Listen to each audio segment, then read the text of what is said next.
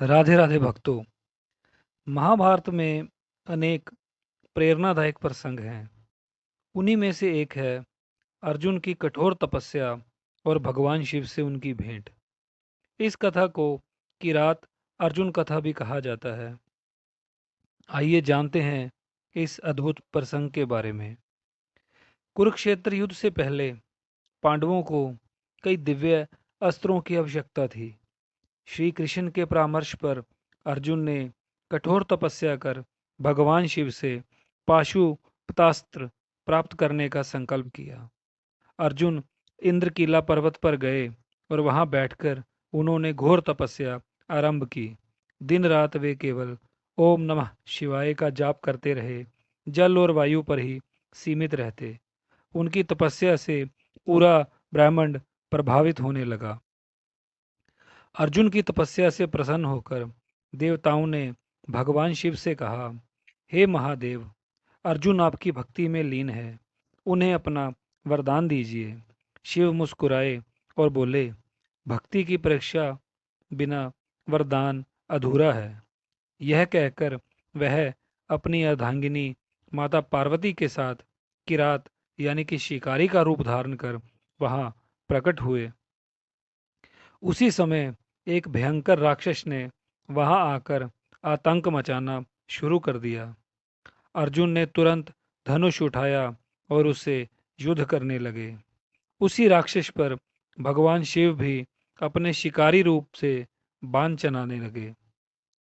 दोनों के तीर एक ही लक्ष्य पर लगे और राक्षस वहीं मारा गया। इससे अर्जुन और उस अज्ञात शिकारी के बीच विवाद हो गया।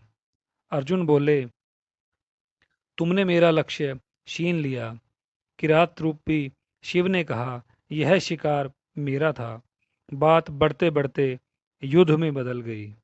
अर्जुन और शिकारी के बीच भीषण युद्ध हुआ। अर्जुन ने दिव्यास्त्रों का प्रयोग किया, लेकिन हर बार वह शिकारी सहजता से उनका प्रतिकार करता। थक कर अर्जुन ने धनुष छोड़ दिया और पास पड़ी मिट्टी से शिवलिंग का निर्माण किया। उन्होंने शिवलिंग पर फूल चढ़ाए और प्रार्थना की, हे महादेव, मुझे अपनी शरण में लें। जब अर्जुन फूल अर्पित कर रहा था तो उन्होंने देखा कि वही फूल उस शिकारी पर भी गिरे हुए हैं। अर्जुन समझ गए कि यह कोई साधारण मनुष्य नहीं, स्वयं महादेव ही हैं। अर्जुन तुरंत झुककर बोले, हे महादेव, मेरी अज्ञानता को क्षमा करें।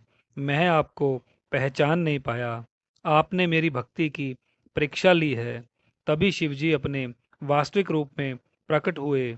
पार्वती जी भी साथ थी। शिवजी ने प्रसन्न होकर कहा, अर्जुन, तुम्हारी तपस्या और वीरता से मैं प्रसन्न हूँ।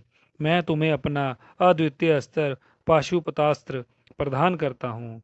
यह अस्त्र ब्रह्मांड का सबसे शक्तिशाली शस्त्र है। अर्जुन ने विनम्रता से वरदान स्वीकार किया और भगवान शिव को प्रणाम किया। इस प्रकार अर्जुन की कठोर तपस्या सफल हुई।